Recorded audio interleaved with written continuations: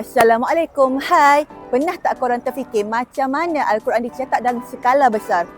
Hari ni tim Waktu Solat Malaysia berada di Nasrul Quran Putrajaya, tempat yang cetak dan sebarkan kalam Allah ke seluruh dunia.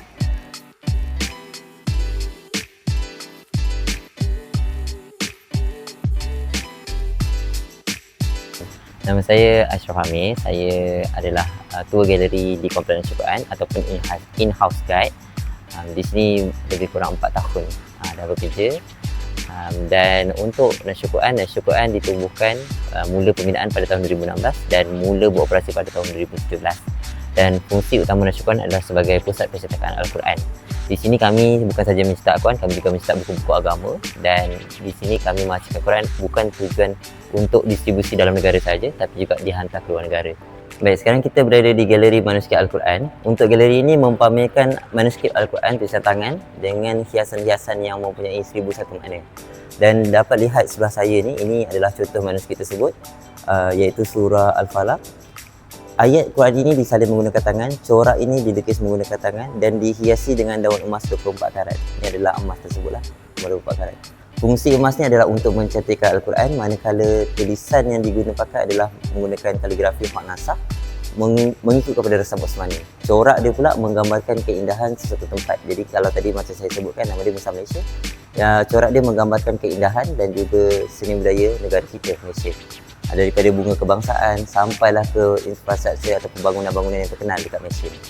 Baik, di Kompleks Nasrul Quran kami juga mempunyai satu dewan utama yang dinamakan sebagai Dewan Abdullah Bukhari. Bukan sahaja sekadar dewan, ia juga berfungsi sebagai surau utama di sini, dan di sini juga kami mendirikan solat 5 waktu, solat Jumaat, solat Idul Fitri dan solat-solat sunat yang lain. Dan untuk maklumat tuan-tuan perempuan, kalau datang melawat, jangan lepaskan peluang masuk dewan ni. Lihat dulu kecantikan dewan ni. Dekat bawah saya ni sekarang lantai ni adalah kapet daripada Madinah, dan di atas pula adalah chandelier yang mempunyai corak-corak 99 nama-nama Allah diukir di setiap satu lampu. Dan untuk makluman, lampu tersebut atau chandelier tersebut sebenarnya ada maksud dia tersendiri, iaitu bentuk bunga habatus sauda.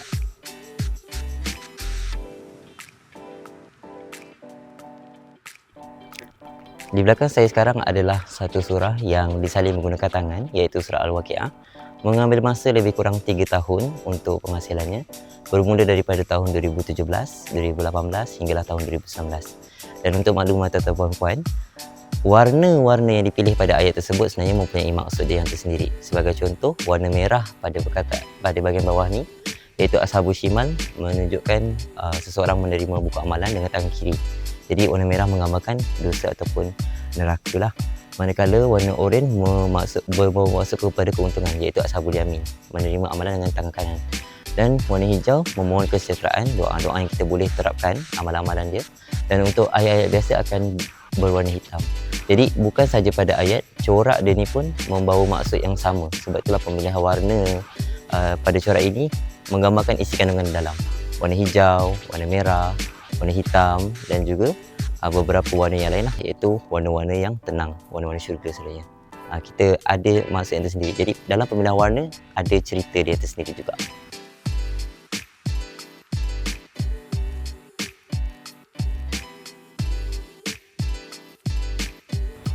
Baik tuan-tuan dan juga puan-puan, selain daripada menyediakan khidmat percetakan Al-Quran, kami di Nasrul Quran mempunyai kedai yang tersendiri.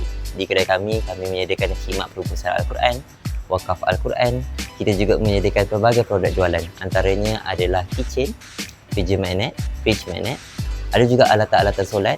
Kita juga ada bahan-bahan ilmiah seperti buku kanak-kanak untuk kegunaan orang dewasa dalam bahasa Melayu, bahasa Inggeris dan Al-Quran sendiri. Dan selain daripada itu, kita juga ada hiasan-hiasan rumah, interior design.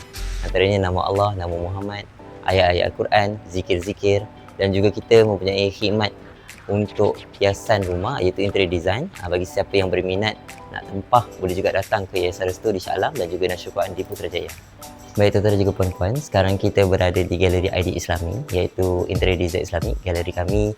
Jadi di sini, di bahagian ruangan utama adalah ruangan solat, di bahagian tengah adalah ruang tamu, di bahagian belakang adalah dapur dan juga bilik untuk anak perempuan ataupun perempuan, bagi memastikan privasi mereka terjaga.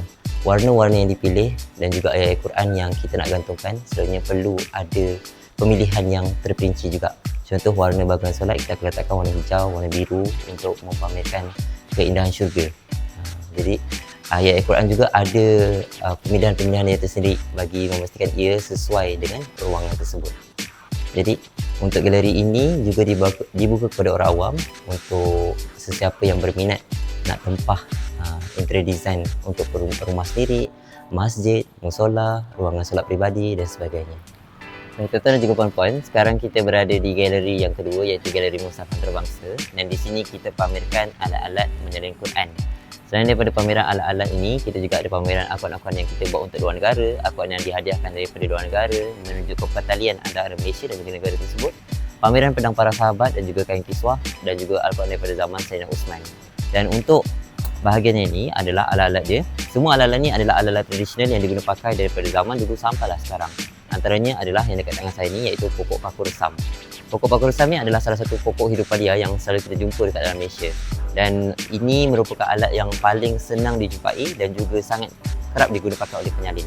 Jadi kita jumpa dalam hutan, kita tebang dia dulu, jemur kat panas bagi dia kering, potong anggaran 10 hingga 13 cm dan baru boleh potong serong kat bahagian hujung macam ni.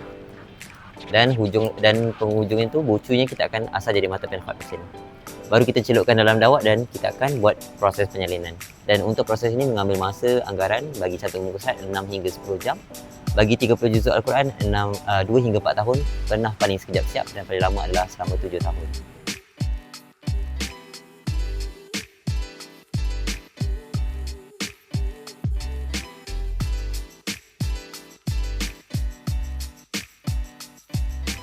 Tuan-tuan dan juga puan-puan, sekarang kita berada di kawasan Kiswah Kaabah. Kiswah yang anda lihat ini merupakan cibisan daripada satu sisi yang penuh. Ia ini merupakan bahagian pintu dia saja, dan setiap tahun kiswah akan ditukar pada setiap awal Muharram, iaitu pada tarikh 1 Muharram. Dan untuk makluman, kiswah yang ditukar itu yang lama akan dipotong-potong, dibahagi kepada pembesar-pembesar, kepada raja-raja, dan ada sebahagian yang dijual. Dan untuk kiswah yang dipamerkan di Nasyid Quran merupakan kiswah yang telah dipinjamkan oleh Syekh Afifuddin Jalani, dan kita letakkan di sini baru lebih kurang 4 tahun, 3 tahun, 4 tahun macam tu. Dan untuk makluman, benang yang digunakan adalah benang emas dan juga benang perak. Untuk menjahit ambil masa selama 7 bulan anggaran. Kilangnya hanya satu je saja dalam dunia, iaitu di Kota Mekah. Dan selain daripada kiswah di Kaabah, kita juga pamerkan kiswah yang menjadi bahagian kelambu makam Rasulullah, iaitu kisah berwarna merah dan juga berwarna hijau. Jadi bagi siapa yang bertanya, selain daripada Nasyid Quran, kat mana lagi kita boleh nampak kiswah Kaabah? Ada pelbagai tempat dalam Malaysia yang mempamerkan kiswah Kaabah. Antaranya ada di Johor Bahru, ada juga di Kelang, ada juga di Shah Alam, dan juga simpanan raja-raja tersendiri. Yang ini lebih kepada simpanan peribadi mereka lah. Yang itu mungkin dibagi ataupun dibeli oleh mereka dari kerajaan Arab Saudi. Tuan-tuan dan juga puan-puan, sekarang kita berada di bahagian kilang percetakan Al-Quran Anjung Tinjau, dan di sini merupakan kilang percetakan Al-Quran kedua terbesar di dunia selepas Arab Saudi. Di Malaysia, iaitu Nasyid Quran Putrajaya, kami boleh menghasilkan anggaran per tahun 1 hingga 3 juta naskah. Manakala sehari kita boleh mencecah hingga 15 hingga 17,000 naskah. Dan untuk makluman tuan-tuan dan juga puan-puan, pekerja-pekerja dalam ni semua adalah pekerja-pekerja lelaki kebanyakannya, dan mereka akan bekerja dalam keadaan berwuduk. Penghasilan Quran di sini bukan sahaja akan diagih ataupun dihantar dalam negara Malaysia, tapi juga dihantar ke luar negara untuk sumbangan wakaf dan juga infak. Dan di sini alhamdulillah dengan berkat Al-Quran yang seperti kita tahu, Al-Quran fizikal, kalau kita lihat saja kita dapat pahala, kita pegang pun dapat pahala, kita sentuh pun dapat pahala. Jadi itulah menjadi keberkatan bagi kami juga. Dengan keberkatan Al-Quran kita dapat teruskan lagi beroperasi walaupun selepas mencapai pasca digital sekarang. Tuan-tuan dan juga puan-puan, sekarang kita berada di Akademi Nasyid Quran. Akademi Nasyid Quran ini merupakan satu institusi pengajian yang menyediakan kelas-kelas agama. Antara kelas-kelasnya adalah kelas tadabbur, kelas tajwid, kelas bahasa Arab, kelas pengajian khat, dan juga pelbagai lagi. Dan untuk maklumat tuan-tuan dan juga puan-puan, bagi mereka yang berminat perlu mendaftar terlebih dahulu. Dan bagi bulan Ramadan, kami menyediakan pelbagai kelas-kelas dan juga program-program Islamik seperti majlis zikir, solat tadabbur dan sebagainya untuk orang awam. Dan untuk makluman, setiap bulan akan ada 2 acara utama, iaitu solat tasbih wanita. Ini secara bulanan lah. Dan yang kedua adalah majlis zikir selawat. Ini adalah terbuka kepada umum. Bagi mereka yang berminat untuk menyertai, boleh terus datang ke Kompleks Nurul Quran pada tarikh-tarikh yang berkenaan.